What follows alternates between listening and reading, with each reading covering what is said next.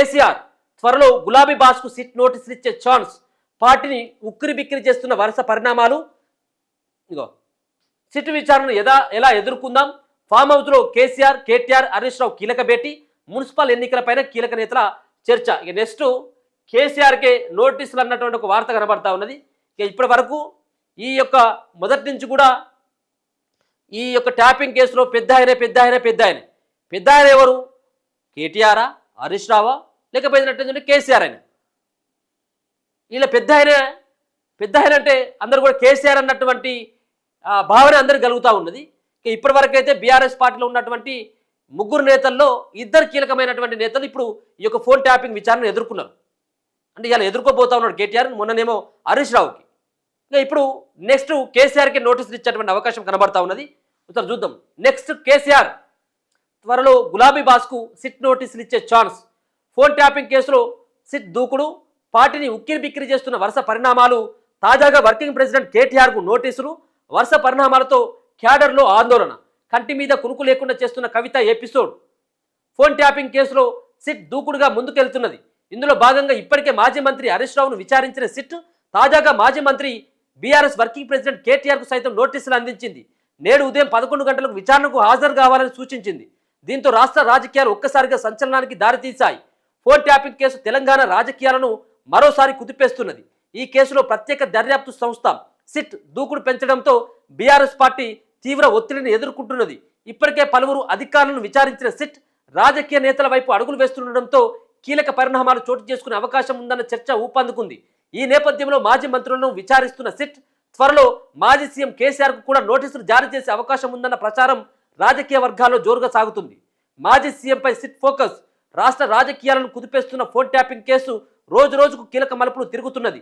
SIT ఎప్పుడు ఎవరికి నోటీసులు ఇస్తుందా అనే అంశం తెలియకుండా ఉంది. ముఖ్యంగా బీఆర్ఎస్ అధినేత కేసీఆర్ చుట్టూ విచారణ జరిగే అవకాశం ఉందన్న ప్రచారం రాజకీయ సిగను పెంచుతున్నది. ఫోన్ ట్యాపింగ్ వ్యవహారం ఇప్పుడు నిర్ణయాత్మక దశకు చేరుకోవడంతో బీఆర్ఎస్లో గుబులు మొదలైంది. గత ప్రభుత్వ హయాంలో ప్రతిపక్ష నేతలు, వ్యాపారవేత్తలు, చివరకు సొంత పార్టీ నేతలు ఫోన్లను కూడా అక్రమంగా ట్యాప్ చేశారన్న ఆరోపణలపై సిట్ లోతుగా విచారణ జరుపుతున్నది. ఇప్పటికే పలువురు ఉన్నతాధికారులు, పోలీసు అధికారులు జైల్లో ఉండగా రాజకీయ నాయకుల ప్రమేయంపై సిట్ దృష్టి సారించింది. అయితే ఈ కేసులో మాజీ సీఎం కేసీఆర్కు నోటీసులు అందబోతున్నాయనే ప్రచారం ఊపందుకుంది. ఫోన్ ట్యాపింగ్ వంటి అత్యంత సున్నితమైన వ్యవహారం అప్పటి సీఎంకు తెలియకుండా జరిగే అవకాశం లేదని ప్రస్తుత ప్రభుత్వం భావిస్తున్నది. ఇప్పటికే అరెస్ట్ అయిన పోలీసు అధికారులు ఇచ్చిన వాంగ్మూలాల్లోనూ పై స్థాయి అధికారుల ఆదేశాల మేరకే అని విచారణలో ప్రస్తావించినట్లు తెలిసింది. ఆ పై స్థాయి ఎవరనేది నిరూపించే పనిలో సిట్ ఉన్నది. ఇప్పటికే కాళేశ్వరం ప్రాజెక్టు వైఫల్యాలపై జస్టిస్ చంద్రబోస్ కమిషన్ ముందు కేసీఆర్ హాజరయ్యారు. ఇప్పుడు ఫోన్ ట్యాపింగ్ కేసులో ఆయన్ను విచారణకు పిలిచే అవకాశాలు లేకపోలేదని తెలుస్తున్నది. ఇక దీంట్లో ఎవరి అవకాశం ఉంటుంది, ఎవరు ఆదేశాల మేరకు అవుతుంది?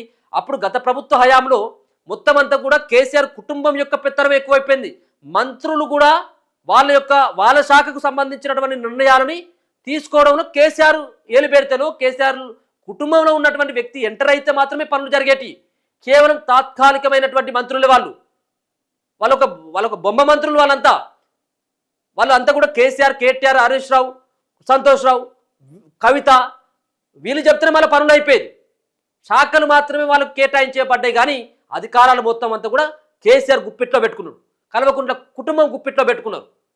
ఎవరైతే వాళ్ళకు కొంతగా వీళ్ళ గురించి మాట్లాడుతున్నటువంటి వాళ్ళు కొంత వ్యతిరేకంగా పార్టీ పైన కొంత వ్యతిరేకంగా వస్తుంది ఆ జిల్లాలో అనుకున్నప్పుడు ఆ జిల్లాలో ఉన్నటువంటి ఆ పార్టీలో ఉన్నటువంటి మంత్రుల పైన, ఆ పార్టీలో ఉన్నటువంటి ఎమ్మెల్యేల పైన ప్రత్యేకంగా నిఘా ఏర్పాటు చేసుకొని ఫోన్ ట్యాపింగ్ ద్వారా ఆ పార్టీకి సంబంధించినటువంటి ఎమ్మెల్యేలు ఇంకా వేరే పార్టీలతో వాళ్ళతో ఏమైనా మాట్లాడుతూ ఉన్నారా అన్నటువంటి కూడా దొంగజాటుగా విన్నారు.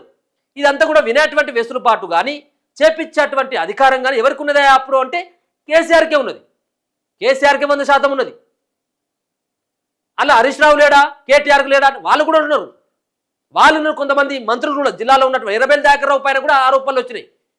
ఆయన సొంత గ్రామం అయినటువంటి పర్తగిరిలో కూడా ఒక ఫోన్ ట్యాపింగ్ సంబంధించినటువంటి ఒక కేంద్రాన్ని ఏర్పాటు చేసుకున్నాడు. జిల్లా కేంద్రం కావచ్చు, అది ఒక పార్టీ కేంద్రంగా ఆయన వాళ్ళ ఊర్లో ఒక ఏర్పాటు చేసుకొని ఈ నిఘా వ్యవస్థని వాడుకొని అక్కడ ఉన్నటువంటి ఆ జిల్లా నేతల పైన ప్రత్యేకంగా ఫోకస్ కనపరిచినట్టు కూడా వార్తలు వచ్చినాయి. ఇప్పుడు నెక్స్ట్ కేసీఆర్ని సైతం కూడా గతంలో కాళేశ్వరం కమిషన్ ముంగడికి విచారణ ఎదుర్కొన్నటువంటి కేసీఆర్ నెక్స్ట్ ట్యాపింగ్ విషయంలో కూడా కేటీఆర్ తర్వాత కేసీఆరే వెళ్ళబోతా ఉన్నాడు అన్నటువంటి ఒక వార్త కూడా కనబడతా ఉన్నది.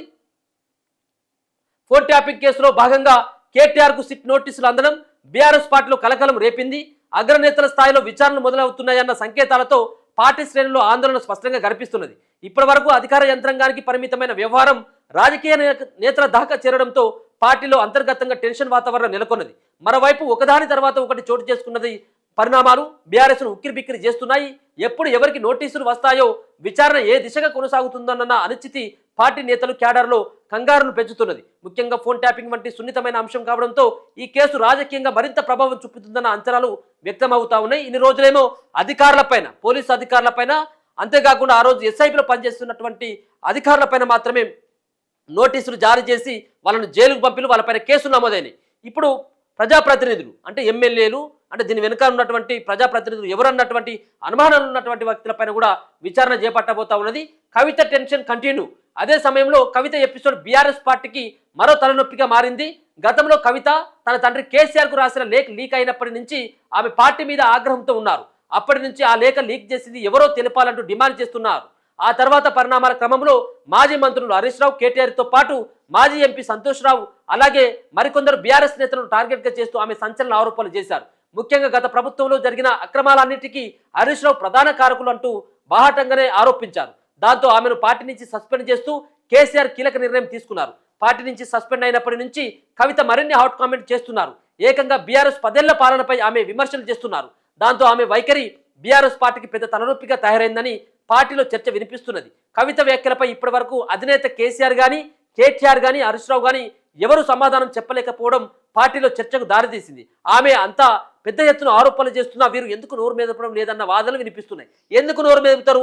వీరు చేసినటువంటి అవినీతి భాగోతం అంతా, అవినీతి చిట్టా అంతా కూడా కవిత చేతిలో ఉన్నది. ఇప్పుడు ఒకవేళ కనుక గుంటనక్క అన్న, ఏమో హరీష్ రావును గుంటనక్కనే ఆమె మాట్లాడుతూ ఉన్నది, గుంటనక్కని మాట్లాడుతూ ఉన్నది, దయ్యాలను మాట్లాడుతూ ఉన్నది, దొంగలను మాట్లాడుతూ ఉన్నది. అయినా కానీ ఎవరు ఎందుకు మాట్లాడతలేరు అంటే వీళ్ళు చేసినటువంటి అవినీతి భాగవతం అంతా కూడా కవిత దగ్గరుండి చూసింది.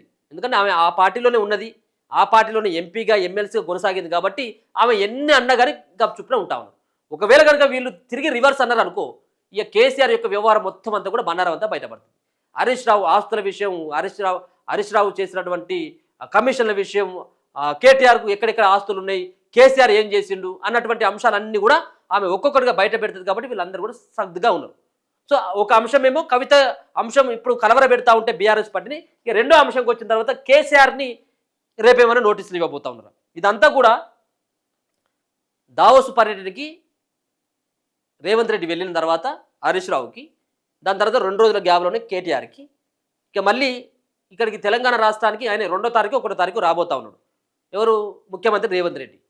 సో అంతలోపట్ల కేసీఆర్ కూడా విచారించాలన్నటువంటి ఒక ప్రయత్నం జరుగుతున్నట్టుగా తెలుస్తూ ఉంది ఇదంతా చూస్తూ ఉంటే. ఇప్పుడు హరీష్ రావు ఆయనే హోమ్ మినిస్టర్ కాదు, ఆయనకు సంబంధం లేదు. అంటే ఎస్ఐబిని వాడుకోవాలని ఆయన యొక్క జోక్యమే ప్రత్యేకంగా ఆయన జోక్యంతో జరిగిందంటే అది కూడా కాదు. కేటీఆర్ జోక్యం ఒక్కరి వల్లనే అవుతుందంటే అది కూడా కాదు. అయితే ఒక్కరి వల్ల కావాలంటే కేసీఆర్ వల్ల మాత్రమే కావాలి. ఒక్కరి వల్ల కావాలంటే కేసీఆర్ ఆదేశాల మేరకే జరగాలి.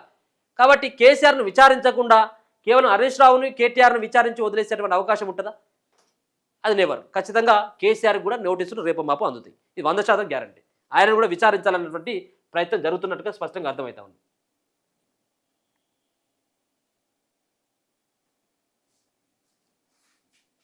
చూడాలి మరి కేసీఆర్ నోటీస్ ఇచ్చితే మరి ఏ విధంగా ఉండబోతా ఉన్నది. మరి అన్నీ ఇప్పటికే ఆధారాలని వాళ్ళు ఇచ్చినటువంటి, ఇంతకుముందు పోలీసు వాళ్ళు ఎవరైతే ప్రభాకర్ రావుతో పాటు ఆయన ఇచ్చినటువంటి వాంగ్మూలం కావచ్చు, అంతేకాకుండా రాధాకిషన్ రావు ఇచ్చినటువంటి వాంగ్మూలం కావచ్చు, ప్రణీత్ రావు ఇచ్చినటువంటి వాంగ్మూలం కావచ్చు, శ్రవణ్ రావు చెప్పినటువంటి మాటలు కావచ్చు, వీటన్నిటి కూడా ముంగడ పెట్టి వీళ్ళని విచారించేటువంటి అవకాశం అయితే కనబడతా ఉంది.